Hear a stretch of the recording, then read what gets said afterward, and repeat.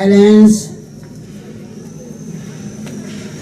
Karuna sitilang edang panya padoti bihati mohatamam sarlam aviloke garu vande sugat gati vimuktang। जिनका हृदय करुणा से शीतल है, जो प्रज्ञावान है, जिन्होंने मोह रूपी अहंकार को जीत लिया है, जो सुगत को प्राप्त है, ऐसे तथागत बुद्ध को मैं सबसे पहले वंदन करता हूँ। पूजनीय भिक्षु संघ, भिक्षुणी संघ, श्रद्धावान उपासक उपासिकाओं, गण्यमान्य बच्चों, आज का विषय जैसे कि आज सबको मालूम है, यहाँ कठिन शिवदान हो रहा है। ये कठिन शब्द भी काफी देर से चल रहा है। एक कठिन जीवदान सिर्फ साल में एक बार ही हो सकता है, उसके बाद नहीं होता है। जहाँ भिक्षु 3 महीने 90 दिन बिताता है, वर्षा काल उसे कहते हैं, उस भिक्षु को क्षेत्र के उपासक उपासिकाएं कठिन जीवदान करते हैं, जो आप कर रहे हैं। तो मैं आपको बता दूं, पहले हमारा जीवन ऐसा नहीं होता था जैसा कि आप देख रहे हैं। अपने तन को ढकने के लिए बुद्ध काल की बात कर रहा हूँ, बुद्ध काल में सारे भिक्षु, खुद भगवान बुद्ध भी तन ढकने के लिए गर्मी बरसात से सर्दी से जो भी टुकड़ा जमीन में पड़ा हुआ जैसे भी कपड़े का मिलता था, उसको उठा करके चुन चुन के इकट्ठा करते थे। तो रंग बिरंगे टुकड़े होते थे, कोई काला है, कोई पीला है, कोई नीला है, कोई सफेद है, कोई हल्के रंग का, कोई गहरे रंग का। उन सबको सिल करके एक चादर तैयार करते थे, उससे वो अपना तन ढकते थे।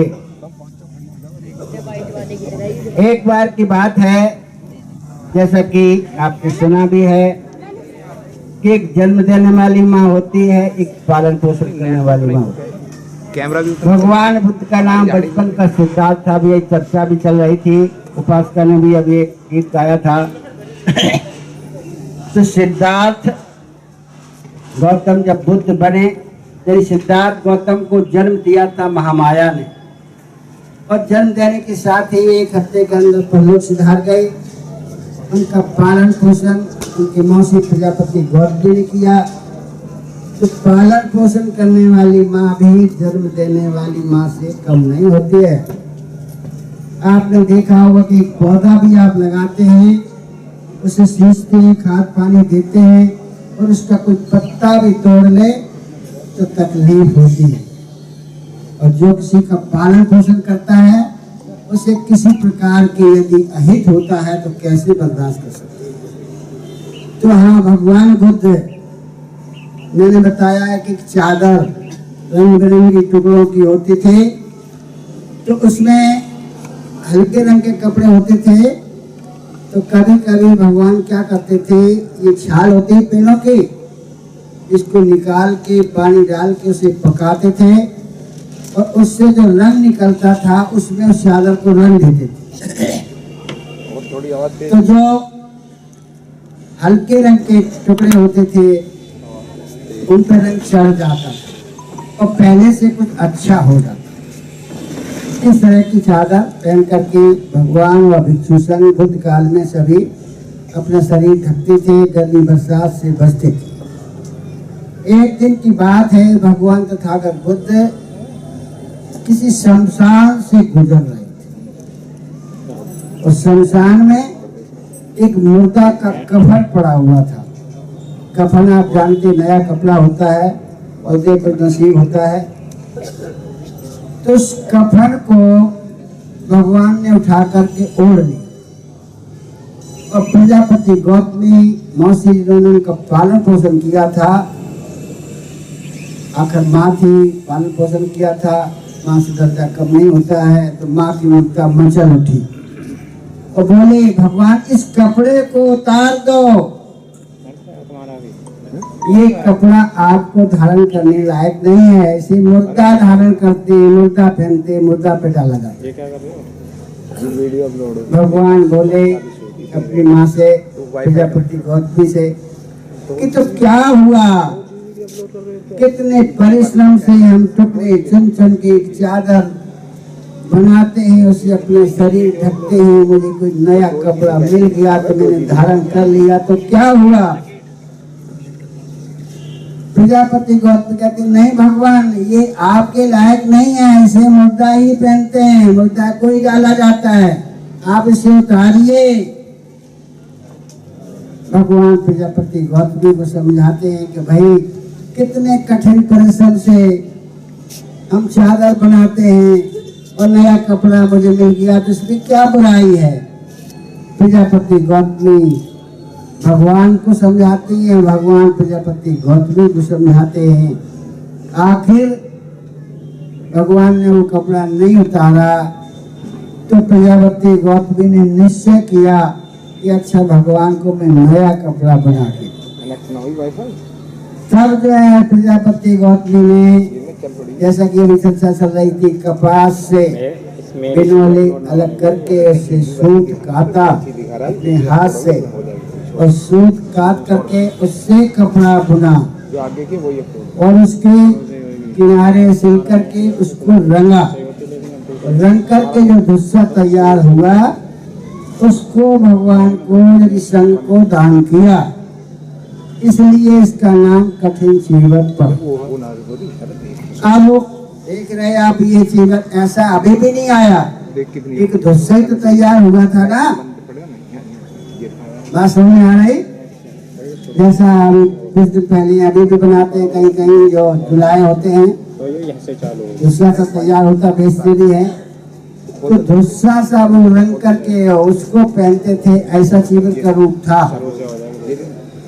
एक बार भगवान भिक्षु आनंद के साथ टहलने के लिए निकले खेतों की तरफ, बरसात का टाइम था तो खेतों में धान उगाया हुआ था, हरा भरा खेत धानों से बड़ा अच्छा लग रहा था। तो भगवान ने कहा आनंद कि हाँ भगवान, ये आप धान का खेत देख रहे हैं ना, कि हाँ भगवान कितना सुंदर लग रहा है, ऐसा चीवर तुम बना सकते हो।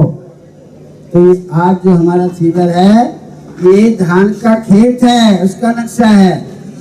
ये छोटी छोटी क्यारियां हैं, पतली पतली नालियां इसमें होती है, उन क्यारियों में पानी ले जाने के लिए आसपास बॉर्डर होता है, ये धान का खेत का नक्शा है। इस तरह से इस चीवर का रूप है।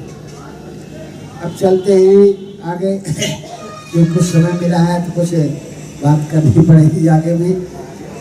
एक बार भगवान एक उपवन में ठहरे हुए थे और जहाँ भगवान ठहरते थे लोग वहीं इकट्ठे हो जाते थे, वहीं पर चर्चा होती थी। तो लोग इकट्ठे हुए, धर्म सभा जड़ी, भगवान ने धर्म उपदेश किया। तो भगवान ने धर्म उपदेश किया उस दिन त्याग के ऊपर, कि हर किसी को त्यागवान बनना चाहिए, दूसरे का भी ख्याल करना चाहिए। ये नहीं कि हमारे पास धन दौलत है और कोई बेचारे के पास तन ढकने को कपड़ा भी नहीं है, कोई भूखों मर रहा, दूसरे का भी ख्याल रखना चाहिए। इस संबंध में भगवान ने धर्म चर्चा की और उसके बाद भगवान ने कहा कि कोई व्यक्ति मुझे कोई अपना कपड़ा दान करना चाहे, जिनके पास नहीं है, ताकि उन्हें मैं वो कपड़ा दे सकूं, तो कर सकते हैं। तो सब लोग जिनके पास कपड़े फालतू थे उस समय, जैसे राजा महाराजा भी वहाँ पर आए हुए थे, उनके पास साला दुसाला था, उन्होंने दिए। एक बेचारा गरीब आदमी था, उसने कहा भगवान ने आज दान करने के लिए कहा है, अब मेरे पास तो कुछ है ही नहीं, मात्र एक धोती है, ये कंधे पे पड़ी हुई, कमर में एक कपड़ा छोटा सा लपेट रखा है, अगर ये धोती में भगवान को दान कर दो तो फिर मैं दया का पात्र बन जाऊंगा, मुझ पे कोई और दया करेगा तब मुझे दान देगा। ऐसे कभी सोचता कि दान करूं कि न करूं, करूं कि न करूं। एक मन कहता कि दान कर दूं, एक कहता कि न करूं। तो आखिर में सोचते सोचते उसने कहा कि हमें दान करना है, भगवान ने कहा है तो दान करना है। सुबह उठा और अपने कंधे से धोती उठाई और वो भगवान के पास रख दी, भगवान को बंद किया। अब भगवान ने साधुकार किया। अब राजा महाराजा जो आए थे तो सोचने लगे कि देखो मैंने इतना दान दिया, भगवान ने साधुकार नहीं कहा, और इस गरीब ने अपने कंधे से धोती उठा के रख दी, इसको साधुकार कहा। राजा महाराजा पूछ बैठे, भगवान हमने दान आपको साला दुसाला दिए, आपने साधुकार तो नहीं कहा, लेकिन इस गरीब ने अपनी धोती दान दे दी तो आपने साधुकार किया। भगवान बोले, राजन आपने जो दान दिया आपके खजाने का एक कोना भी खाली नहीं हुआ, और इसके पास तो मात्र धोती थी, वो सारे दे दिया, उसके पास तो बचा ही नहीं कुछ, इसलिए मैंने साधुकार कहा।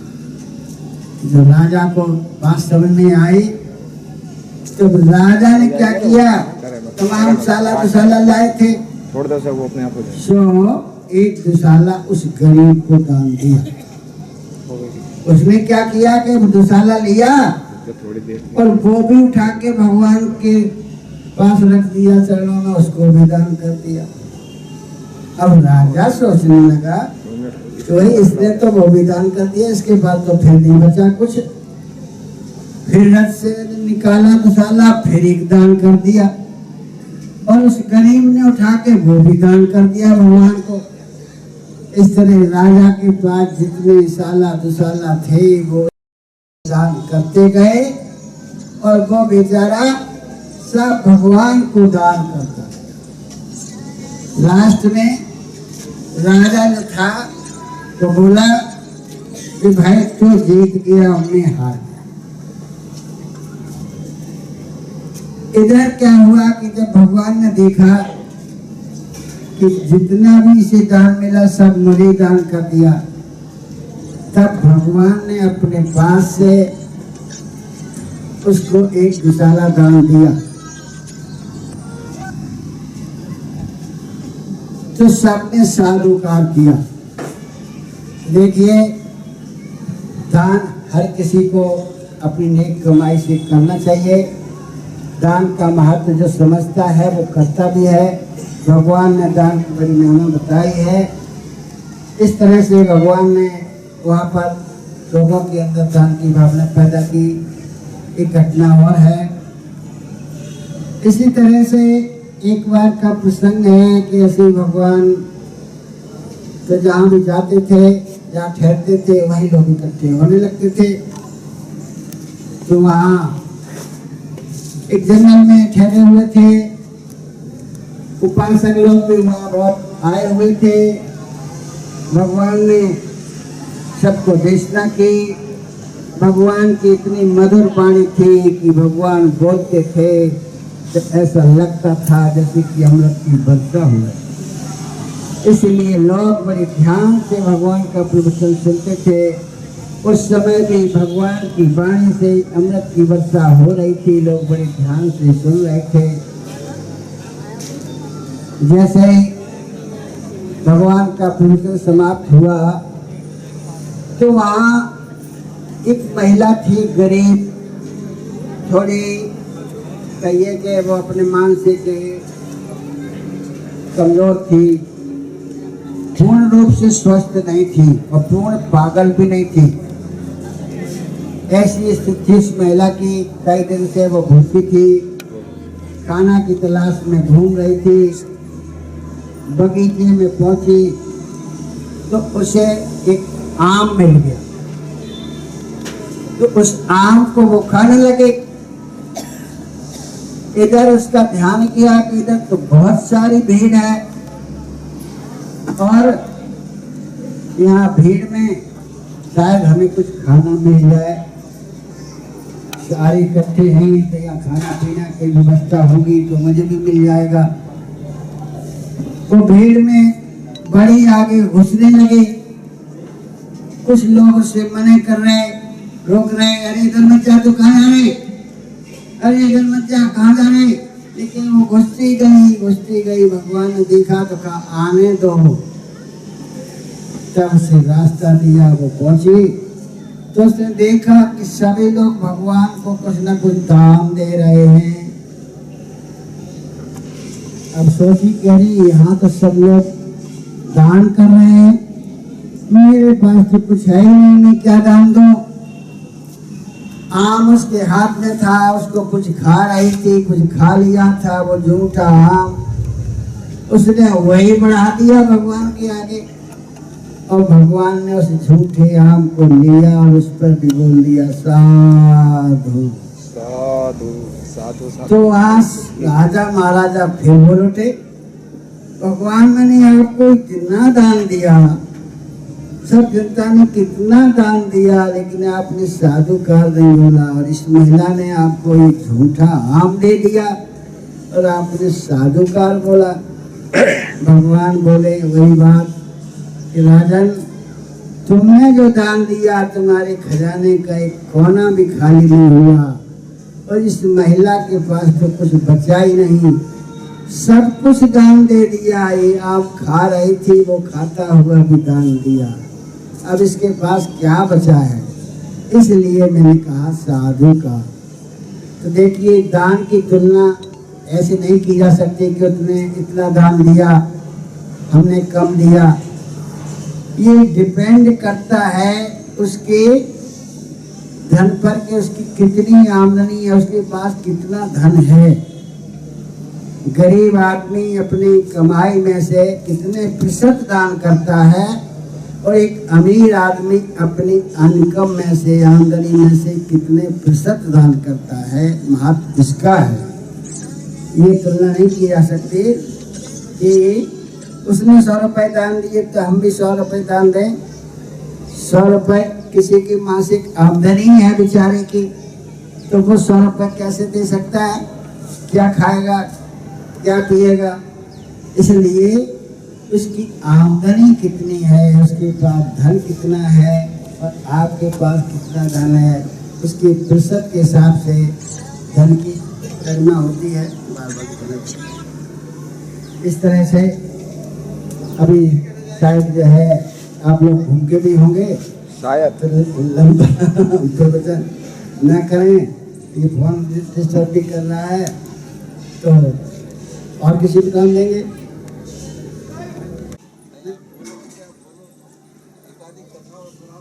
नहीं, कथा तो हम सुना देंगे, मैंने कहा था इसलिए है। अच्छा तो चलो एक कहानी और सुनाते हैं कोई।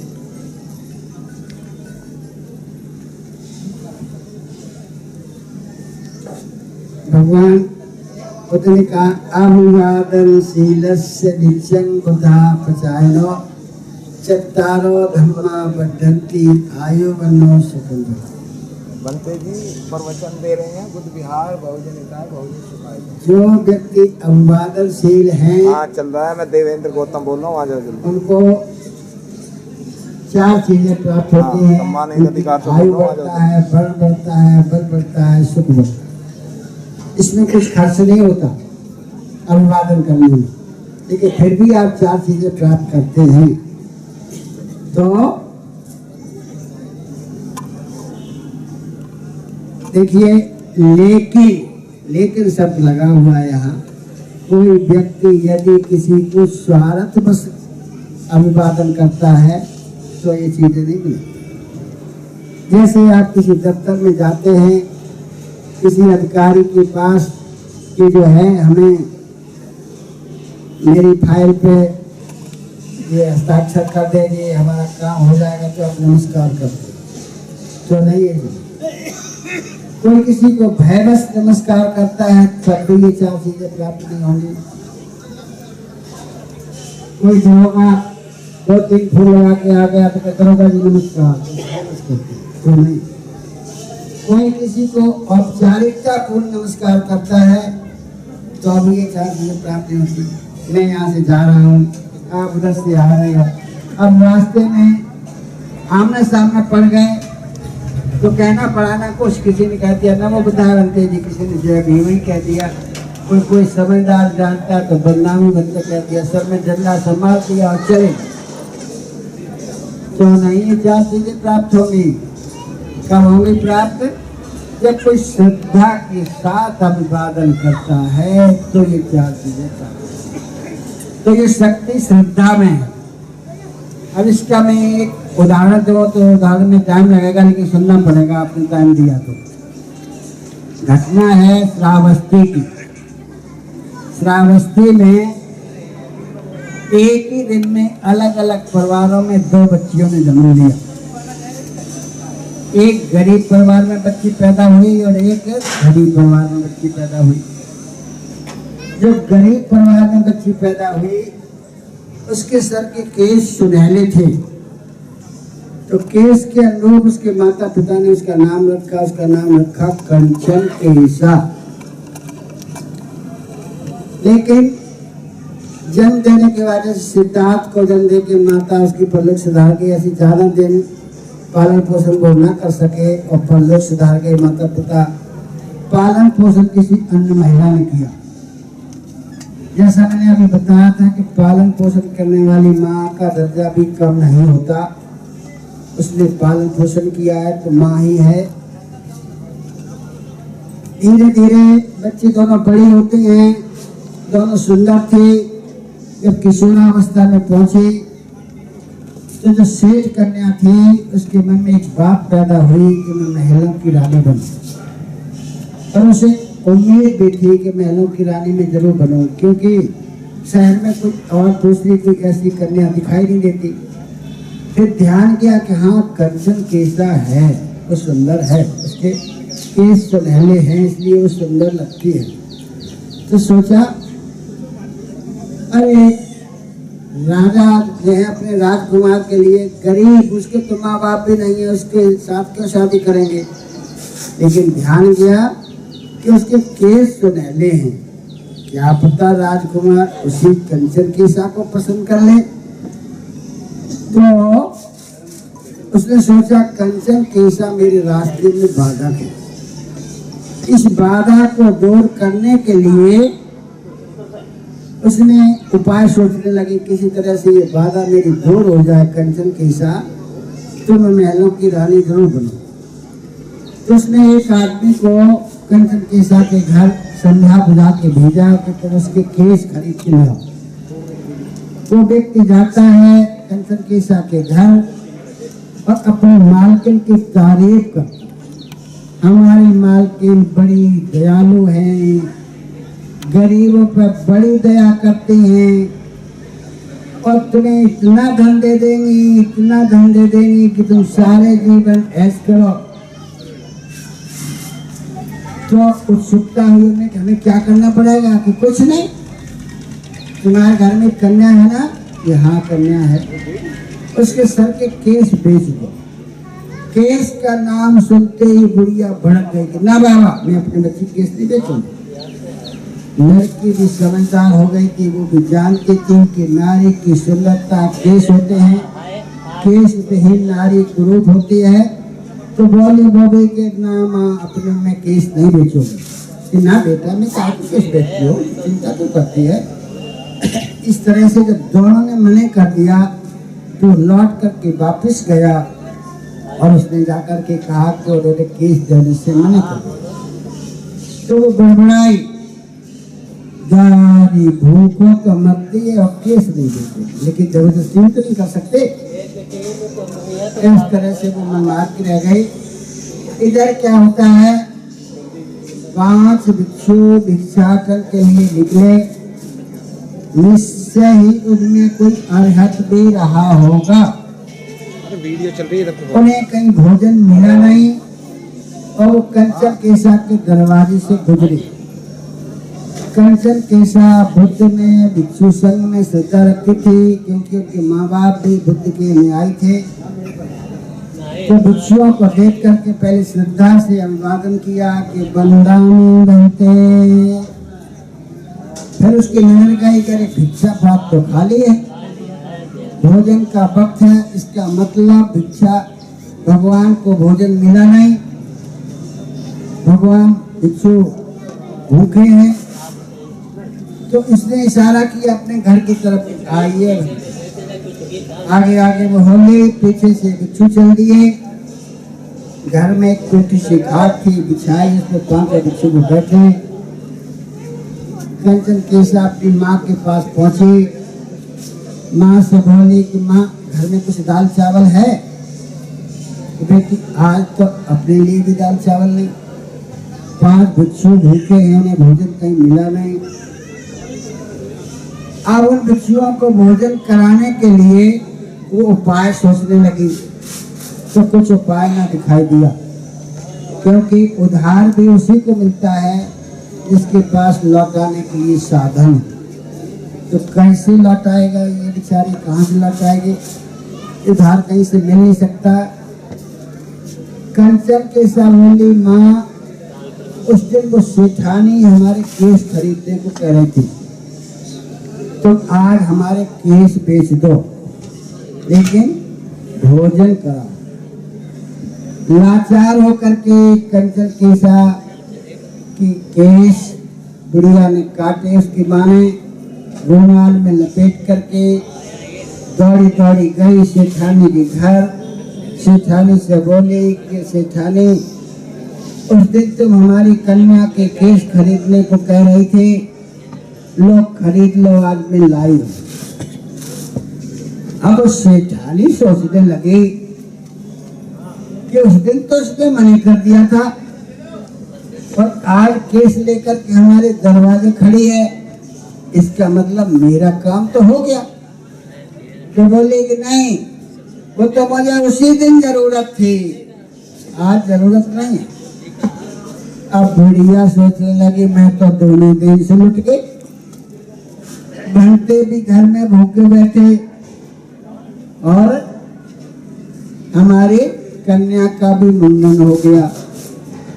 तो वो गिड़गिड़ाई कि सेठानी, ना मत करो बेटा, हमारे घर में आज 5 घंटे भूखे बैठे, उन्हें भोजन कहीं मिला नहीं, उनकी भोजन के लिए हमारी कन्या ने घर ले आई और अपने केस भिजवाए हैं, तो बेटी ना मत करो।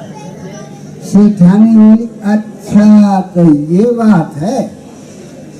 बटुआ से उसने इतने पैसे निकाले जिसमें से 5 भिक्षुओं का भोजन बन सकता है। आगे बढ़ाए कि लो, उससे ज्यादा में नहीं दे सकते। बेचारी क्या करे, लाचार थी कि ये ना दे तो क्या कर लेंगे। उसने वो पैसे लिए, तुरंत बाजार से दाल चावल खरीद के घर पहुंचे, दाल चावल पकाए। पक जाने के बाद पानी लेकर के आई भिक्षुओं के पास। घंटे लोगों से कहा, भक्ते हाथ मुँह धोइए, भोजन तैयार। भिक्षुओं ने हाथ मुँह धोया, बिठाया, उसने वो भोजन परोस दिया। तो भिक्षु बोले, अरे वो कन्या नहीं दिखाई देती है जो मुझे बुला के लाई थी, उसे बुलाओ। तो बुढ़िया ने बहाना बता दिया कि बनते आप भोजन कीजिए, वो अभी स्नान कर रही है। कोई बात नहीं। भिक्षु लोगों ने भोजन किया। भोजन करने के बाद भिक्षु फिर बोले, अरे उसे बुलाओ, अब तो स्नान कर लिया होगा। अब जाकर के कहती है कंचन के साथ से, बेटी बनते बुला रहे हैं, एक बार तो मैंने बहाना बता दिया कि वो स्नान कर रही हो। तो कंचन कैसा बोली कि माँ, बनते लोगों ने भोजन कर लिया? कि हाँ, भोजन तो कर लिया। तो ठीक है, अब तुम सही सही बात जाकर के बता दो। अब हमारे घर से बनते भूखे तो नहीं जाएंगे। बुढ़िया पहुंची भिक्षुओं के पास, बोली, बनते गुस्ताखी माफ हो, दरअसल हमारे घर में मेरे लिए भी दाल चावल नहीं था। हमारी कन्या ने आपको भोजन कराने के लिए अपने सर के बेच करके आपको भोजन कराया है। उसका मुंडन हो गया है, इसलिए वो लज्जा बस आपके सामने नहीं आ रही है कि नहीं उसे बुलाओ। तो उनसे जाके कहा तो बेचारी कंचन कीसा आई, भिक्षु लोगों के सामने सर झुकाए हुए लजाती हुई आई। भंते लोगों ने बिठाया और भगवान की काली भाषा में जो सूत्र बाणी है उनका सूत्र पाठ किया। तो कंचन केसा के सर के केस जैसे थे वैसे ही हो गए। आप लोगों को लगेगा कैसे कैसे हो सकता है ऐसा? तब होता है। मैं एक बात कह चुका हूँ, आपने ध्यान दिया हो या ना, कि उनमें कोई अरहत भिक्षु भी था और अरहत भिक्षु के द्वारा किया हुआ परित्राण ही ऐसा चमत्कार कर सकता है। इसलिए अविश्वास न कीजिएगा। तो ऐसा हुआ। उसके बाद भिक्षु लोग चले जाते हैं। आगे सम्राट प्रसेनजित के महलों से गुजरे। सम्राट प्रसेनजित भी बुद्ध का अनुयायी था। भक्ति लोगों को देखा। जो दोपहर का वक्त था, उस समय ये घड़ी तो होती नहीं थी। जब तक सूरज सर पे होता था, भोजन का वक्त होता था। सम्राट प्रसेनजित ने भी श्रद्धा से कहा, बंदामी भंते, और पूछा, भगवान बनते लोग आपका भोजन कहीं हुआ? अगर भोजन न हुआ हो तो आइए भोजन कीजिए। भिक्षु लोगों ने कहा कि राजन भोजन तो हमारा हुआ, लेकिन आज जैसा पहले कभी नहीं। तो राजा तो हैरान हो गया कि राजा तो मैं हूं इस राज्य का, और हमसे अच्छा और श्रद्धावान कौन उपासक मिल गया जो आपको भोजन कराया? कृपा करके आप बताइए, जिसकी तारीफ आप हमारे सामने कर रहे हैं। भिक्षु लोगों ने कहा, राजन आपके राज में एक बेहद दीनहीन कन्या है। उसके माता पिता भी नहीं है। पालन पोषण किसी अन्य महिला ने किया। हम भिक्षाटन के लिए निकले थे, मुझे भोजन कहीं मिला नहीं। उसके दरवाजे से गुजरे, मेरे भिक्षा पास खाली देख करके वो अपने घर ले गए और अपने सर के केस बेच करके मुझे भोजन कराया। इसलिए मैंने कहा कि इतनी श्रद्धा का भोजन पहले कभी नहीं। राजा बोला, ऐसी गुणवान कन्या तो हमारे महल में होनी चाहिए। बनते लोग तो चले जाते हैं। राजा ने तुरंत एक आदमी कंचन केसा के घर भेजा। बुढ़िया से जाके कहा कि राजा ने संदेश भेजा है। कि क्या है राजा का हुक्म? राजा ने कहा कि आपके घर में एक कन्या है। हाँ है। कि उसका हाथ राजा ने अपने राजकुमार के लिए मांगा है। बुढ़िया बड़ी समझदार थी कि कन्या कभी अपने घर तो रहती नहीं, उसके लिए घर भर देखना ही पड़ता है। और हमारी कन्या भी इस योग हो गई है, मुझे भी कोई घर भर देखना ही पड़ेगा। और राजा स्वयं यदि हमारी कन्या का हाथ मांग रहे हैं तो इससे बड़ा सौभाग्य क्या होगा? इसलिए वो तुरंत तैयार हो गई कि राजा से कह देना कि मैं तैयार हूँ, लेकिन एक बात और कह देना कि मेरे पास सिर्फ कन्या है, मैं राजा की और कोई सेवा नहीं कर सकूंगी। ऐसे ही जाके कह दिया कि और हमें चाहिए क्या? गुणवान कन्या मिल रही है, धन दौलत की तो कोई कमी नहीं। तुरंत डेट डिसाइड करके, निश्चित करके, राजा की जैसी ठाट बाट होते हैं दोनों तरफ का खर्च करके, बारात ले जा करके राजकुमार के साथ कंचन केसा की शादी करके डोली में बिठा के उसने महलों में ले आए। वो महलों की रानी बनी और महलों के जो ख्वाब देख रही थी वो हाथ मलती रह गई। तो श्रद्धा का परिणाम ये होता है, श्रद्धा से कुछ भी हो सकता है। इसलिए जो भी काम करें आप श्रद्धा से करें। किसी को पानी भी पिलाएं तो श्रद्धा से पिलाइए, भोजन दें तो श्रद्धा से कराइए। कि सारे प्राणी आहार पर निर्भर थे, बिना आहार के वनस्पति भी जिंदा नहीं रहती है, जानवर पक्षी कोई जिंदा नहीं रहता। हाथ जोड़ो। बिना पानी के पेड़ पौधे भी जिंदा नहीं रहते, वो भी सूख जाते हैं। तो किसी को आप पानी पिलाते हैं तो उसे जीवनी शक्ति दान करते हैं। भोजन देते हैं आप सीधा से तो जीवनी शक्ति दान करते हैं। और किसी को अभिवादन भी करते हैं, इसमें कुछ खर्च नहीं होता, तब भी आप 4 चीजें प्राप्त करते हैं। इन्हीं शब्दों के साथ साधु, सबका मंगल हो, साधु, सबका साधु। कल्याण हो, सभी साधु